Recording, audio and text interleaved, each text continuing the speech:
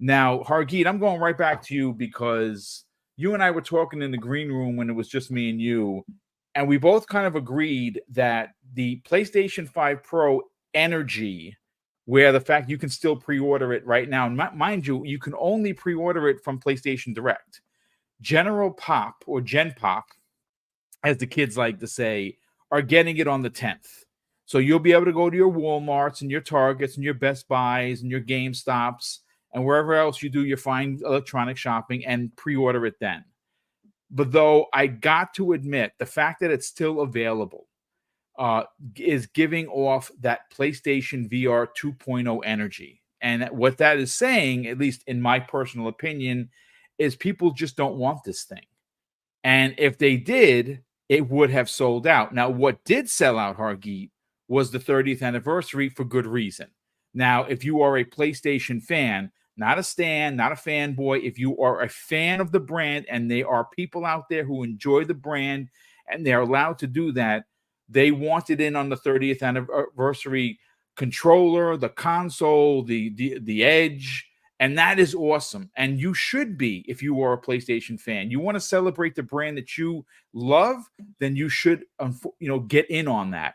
Unfortunately, I think the 12,000 whatever it was that they had was all scalpers. I don't know anyone that I have not spoken to anyone that actually is like, hey, I'm a PlayStation diehard. I've been with the brand since XYZ.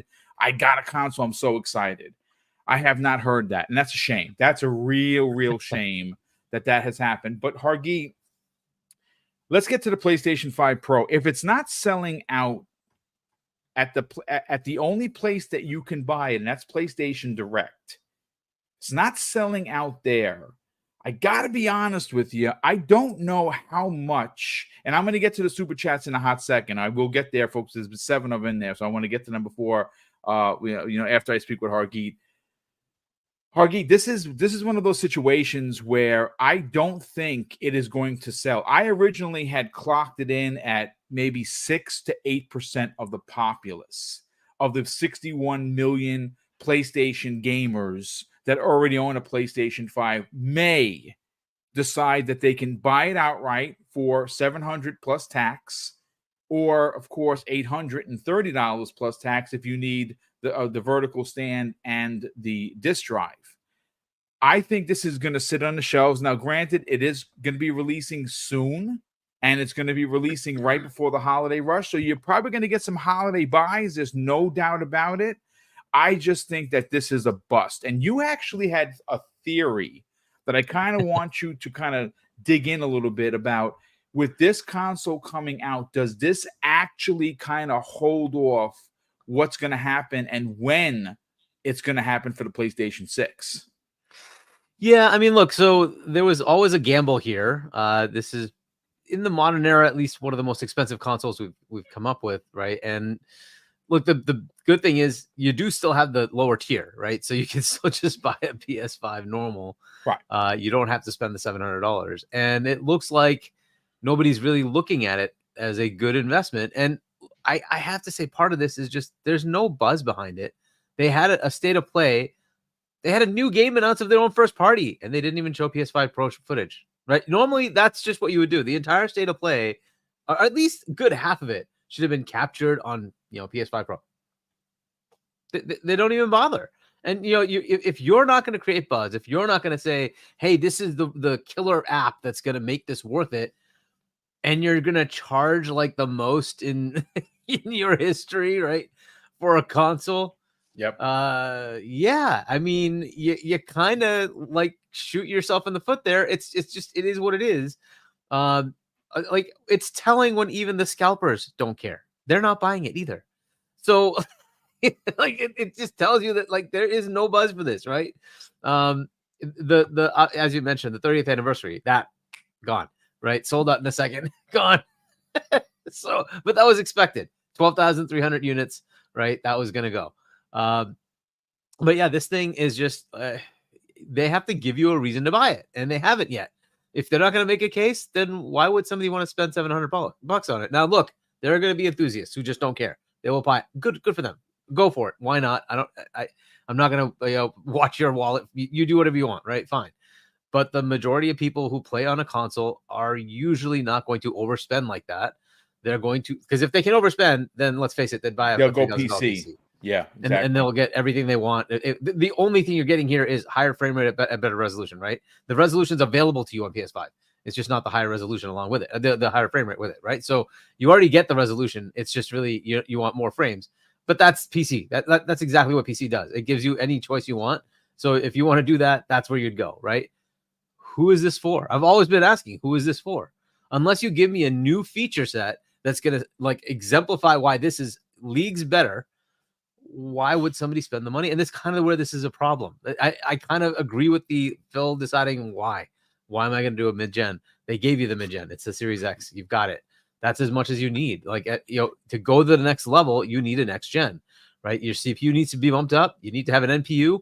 It needs to go further, and they're not going to be there because they have to be compatible with what's going on PS5. It can't be dramatically different, and that's where the problem comes in. It was easier to say there's a PS4 Pro, there's a 1X, because we went from 1080 to 4K. That's an easy jump. You can see it. You can just see the resolution difference, right? You have a 4K TV, you can see it. This isn't happening here. It's the same resolution, just higher frame rate. And it's like, well, is it worth $700? I don't know, man. So it's where we are, right? And does that mean it's going to sell like, a PSVR 2? I assume it's going to do better than that. I hope. But it could end up being much less as far as what we were expecting. Like, people were still thinking it'd be in the PS4 Pro range. I think it'd be about half about that. It was, I think it was like 14%, 12%. For the PS4 Pro, I think it's gonna be about half about that, that level. It could be worse.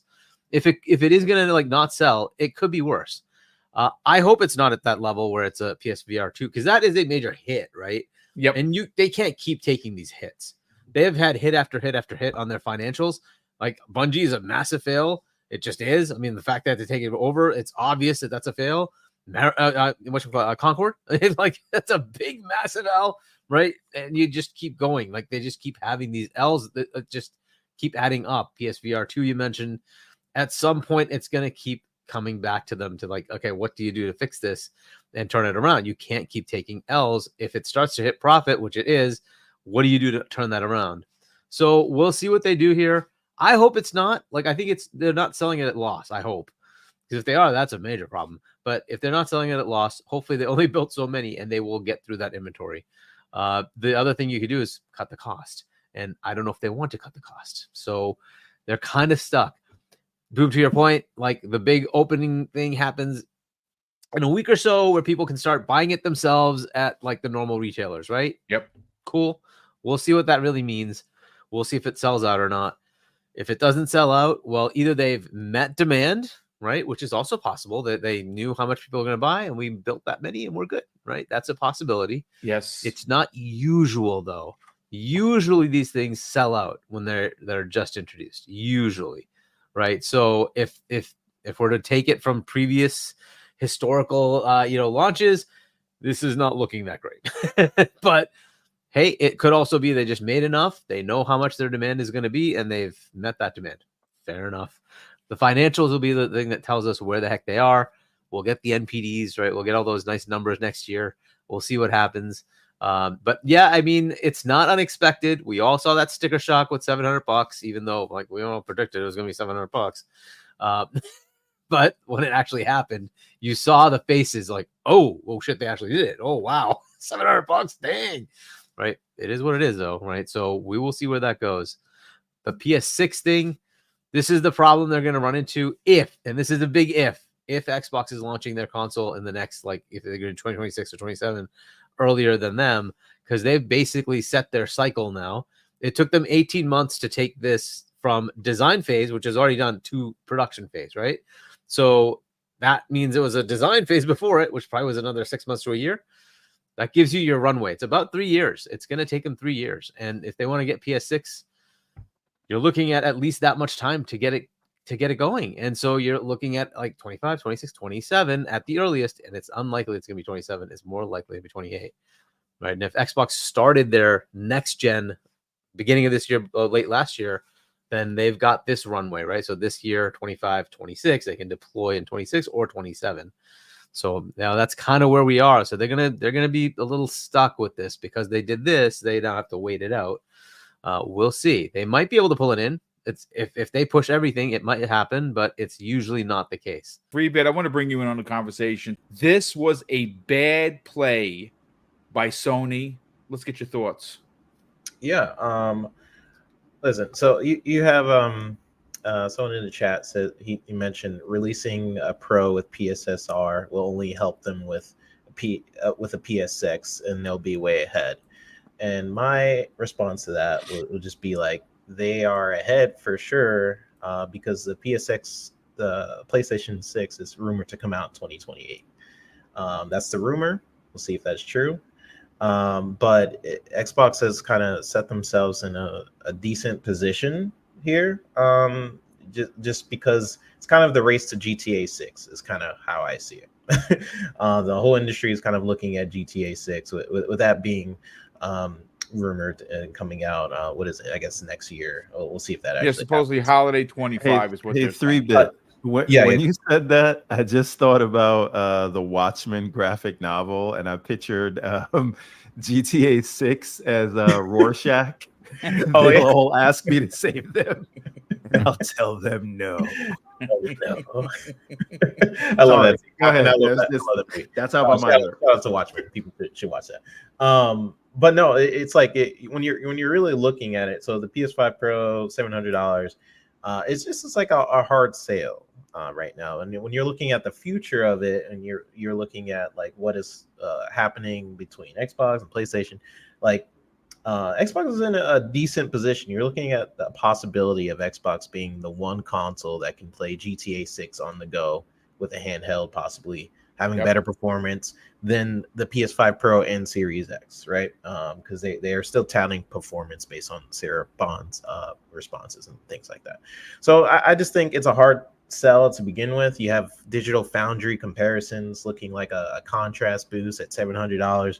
You have vertical stand that is sold separately, and if you want to put in a disc, you have to buy that separately too.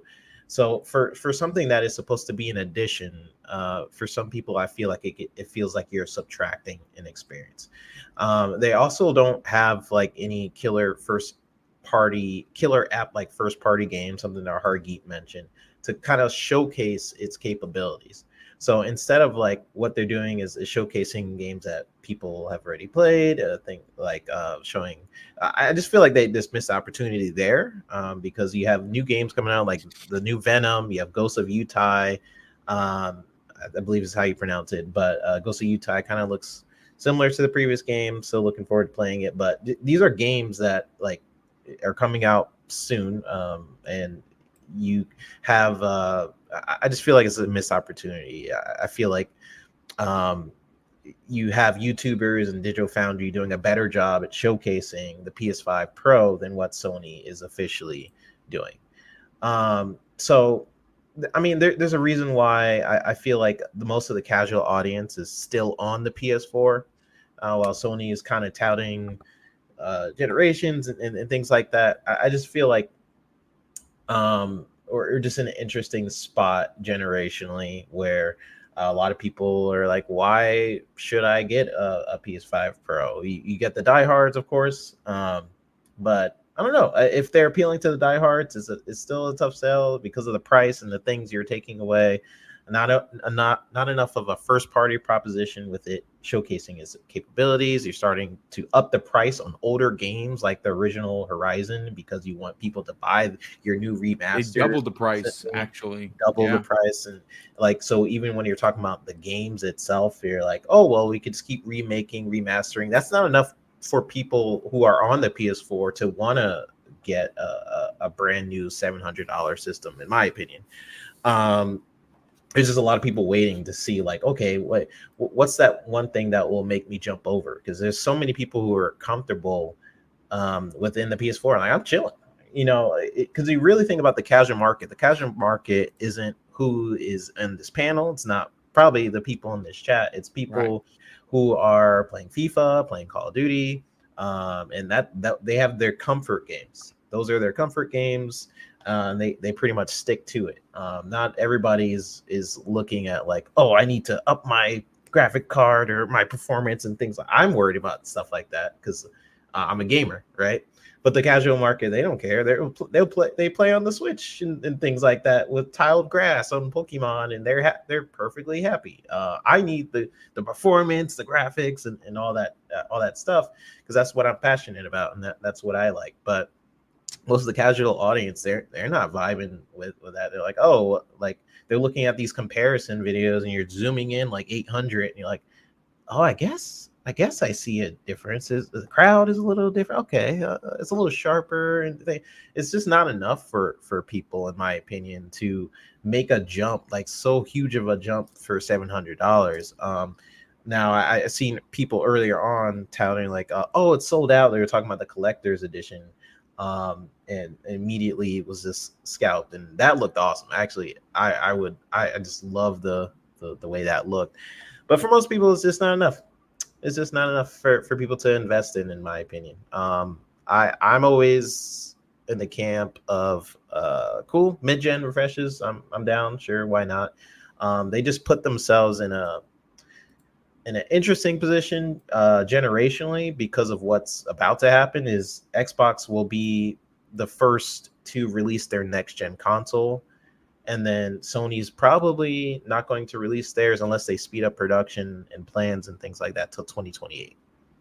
So if you're thinking about what's happening now, sure, some people talking about PSSR and how that can change performance for the PS6 and your settings it yourself up and things like that. Sure. I think any tech where you are starting to up-res resolutions and things like that, just talking from my game developerness, is cool.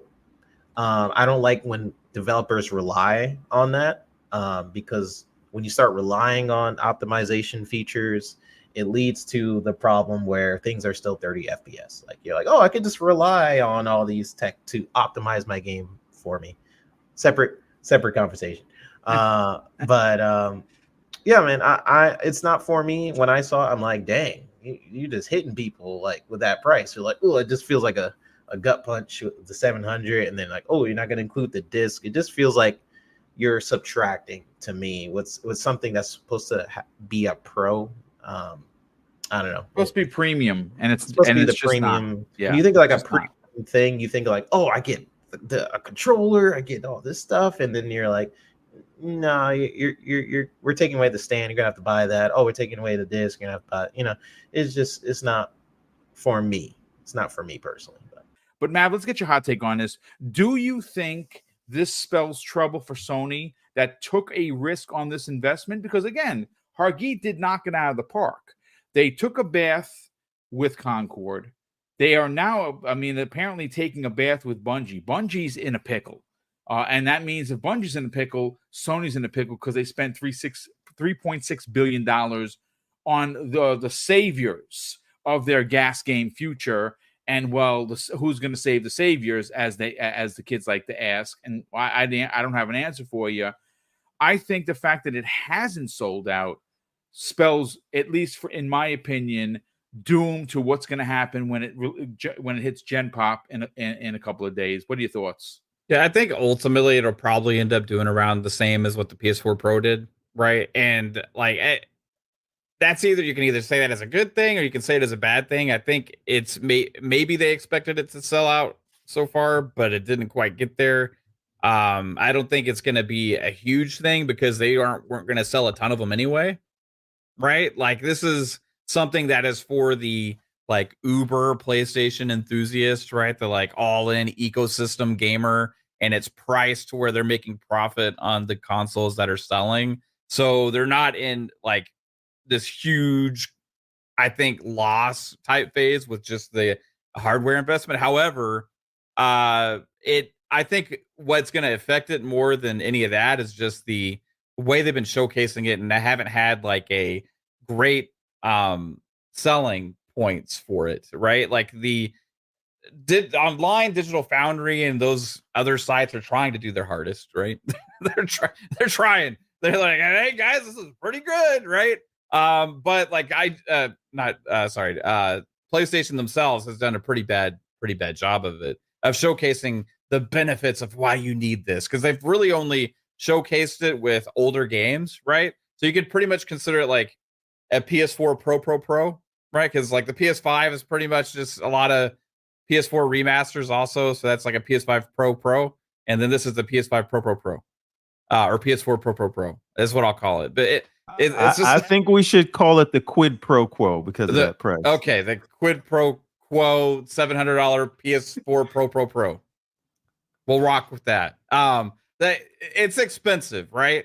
I'm not gonna lie. If Xbox did the same thing, I would buy one because I'm all in on the Xbox ecosystem, and that's where I play. That's where I buy a lot of games. I play a lot of games, and if it runs my games even a decent marginal amount better, I would find justification in it for me personally, right? So if any enthusiast that's all in on the PlayStation ecosystem is saying, "Hey, I can't wait for this, and I'm going to get it because that's you," right? Hey, kudos to you. But I think it's the other people that they're really failing to capture, right? They're failing to capture the imagination of, "Wow, that looks awesome. I need to get that because holy crap, it can do something that nothing else can," right? And that happened with last generation with the PS4 Pro and the Xbox One X, but it's not happening with this. But I think the reason is because they still don't have a lot of the games to show, right? And the fact that they didn't have a legitimate showcase to actually announce this thing with was the telling thing. Back then, when they did the PS4 Pro and even the PSVR, the original PSVR, they had the whole like 2016 hopes and dreams showcase where they had all these crazy games. They had all the biggest franchises show up with releases coming around the corner within 2 years from that show.